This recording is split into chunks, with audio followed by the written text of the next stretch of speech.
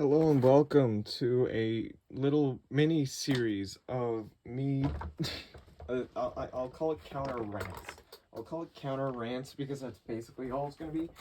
Me, like doing tests and stuff while I'm ranting about how I feel like Beyblade is going. I've been thinking a lot, and tonight on a Discord server, it really caught my attention. God damn!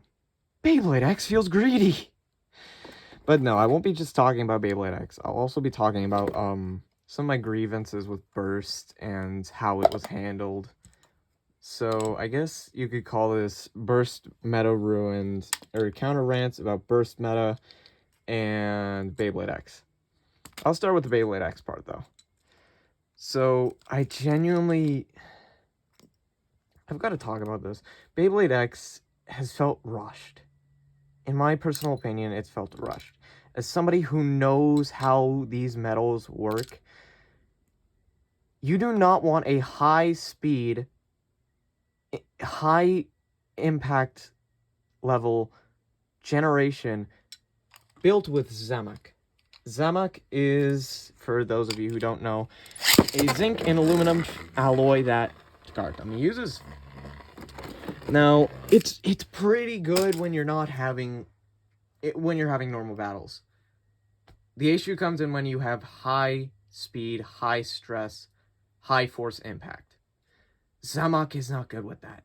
You do not want high force impacts with Zemek. It cannot handle that well. And Beyblade X is proving this. I've already had 3 Wizard Arrows break on me. I've already had a Drawn Sword break on me. I've already had a Knight Shield break on me. I'm starting to get cracks in my Knight Lance. So many of these bays have these issues, and it's infuriating. And the extreme dash is one of the reasons why this happens. The thing is, in physics, this is one of the most well-known equations, E equals mc squared, but basically it means energy, it basically means the faster you move, the heavier you get, and, all that. Energy equals mass times speed of light squared. The more energy and more speed you have, the faster you are with the more energy you have, the heavier you get. As you can imagine, that increases the weight. That increases the force of impact. When you have a literal system built upon accelerating the Beyblade and then having it slam into a path divider to go ahead and full force impact your opponent, that raises a lot of issues. And I've been seeing it over the past couple months. And it sucks. Because I was excited for Beyblade X. I still am excited for Beyblade X. There's just so much wrong with the execution. This is why with Delta Drive, I don't normally play up against normal burst bays. I play up against other Delta Drive bays because I've increased the plastic tensile strength. I've increased the impact strength. I've had to harden these. I've had to, add metal supports on the inside. I've had to do all these things in order to make it be able to handle the impacts because, the more speed, the more power you have in your impacts, the more damage it's going to do. And Beyblade X did not try to do that. And that's very evident when you just look at the underside of these layers. You can physically see there is maybe tiny pieces of support. Maybe. Other than that, it's almost completely hollow. It is almost completely hollow. So you have these thinner metal sheets with high impact. That's mind-boggling to me. As somebody who makes these things, that's one of the stupidest things you could ever do. That's not where my grievances end with Beyblade X. I've got to talk about the random boosters. Random boosters are fine if they don't hold meta bays. So far, for both random boosters we've gotten, Viper Tails and Shark Edge, they have been heavy meta attack layers. And with Shark Edge, We got low flat.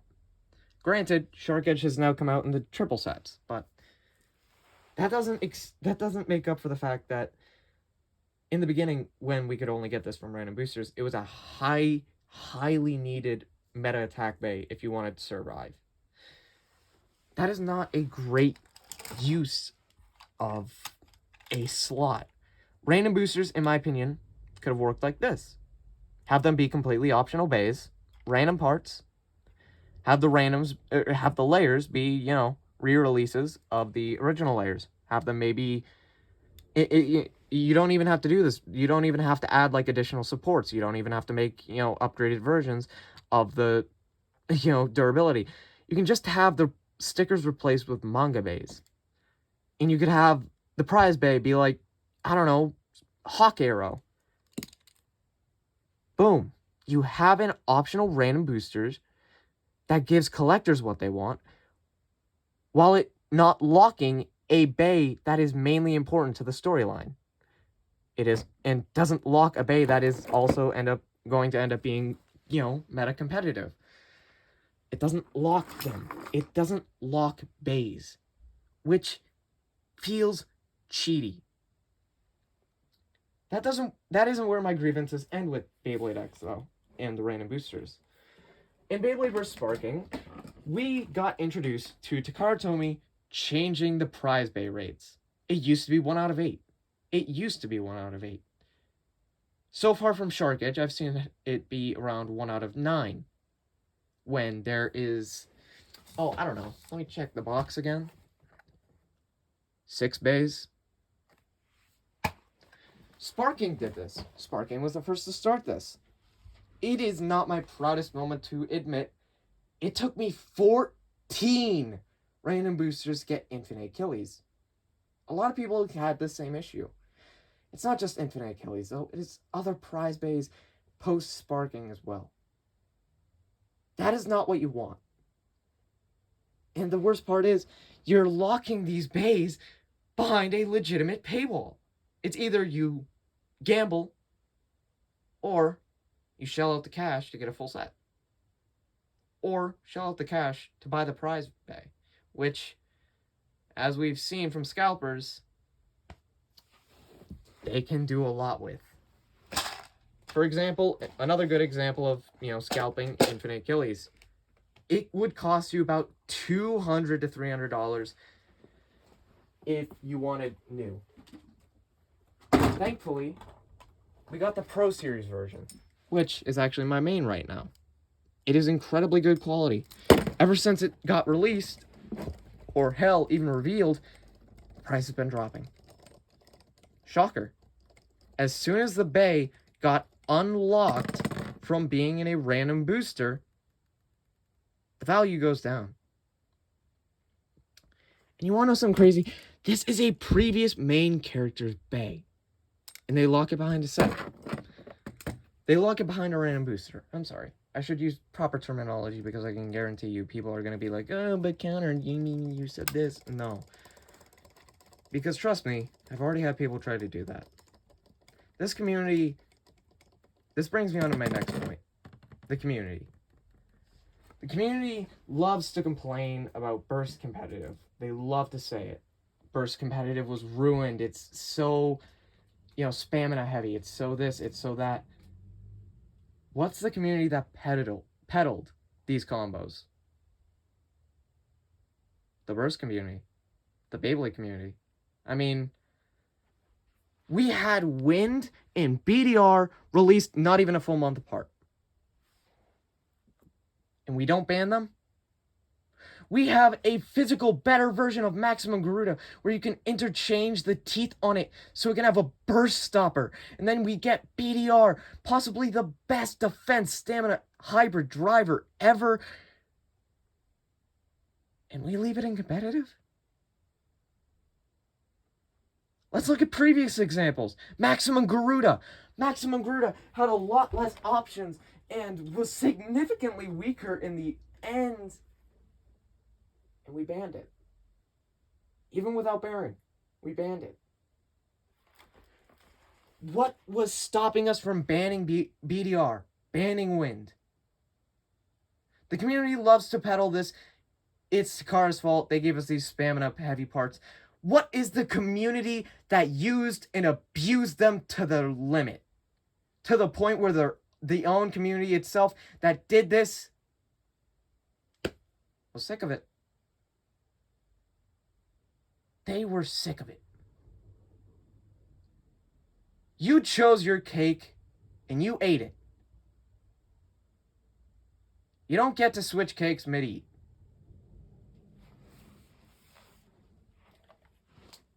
A lot of this spamina stuff could have been prevented by easily banning these parts.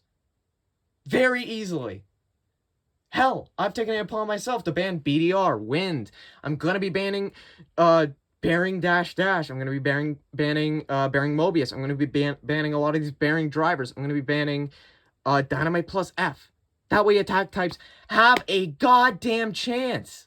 Because these defensive combos, they ruined everything. And I said this.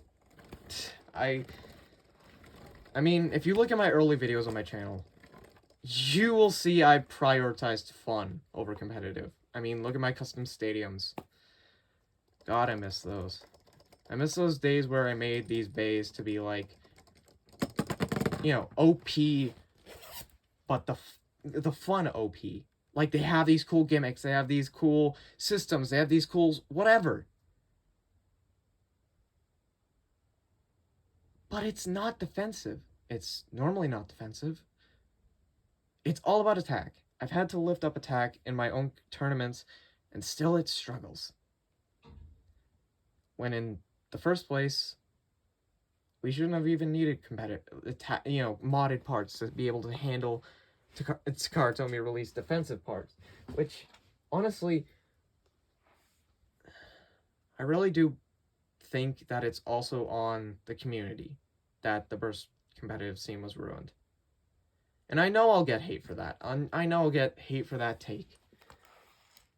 But you gotta remember, who was the community doing the competitive? And I know people will say, but we had to use those parts in order to be able to, be able to handle these people who also use the parts. Why not ban them? Ban them from tournaments. Quick and simple solution. Completely gets rid of the need for the parts. Completely gets rid of the fear of the parts. They aren't legal in tournaments. Gotta come up with something else. You gotta get creative again. You gotta get... It would also give, attack types an advantage again because there wouldn't be as many stamina heavy parts. Plus, who knows what the community could do?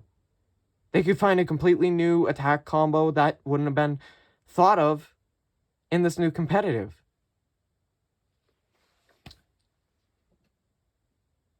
In the end, I think Takara Tomy and the community are both at fault. Takara Tomy has been locking all of these amazing parts behind random boosters for Burst and X, messing with the rates, messing with the parts, giving the random booster bays these overpowered parts like Bahamut or Kirbyus or Wind. Literally one of the parts I just had a small rant about.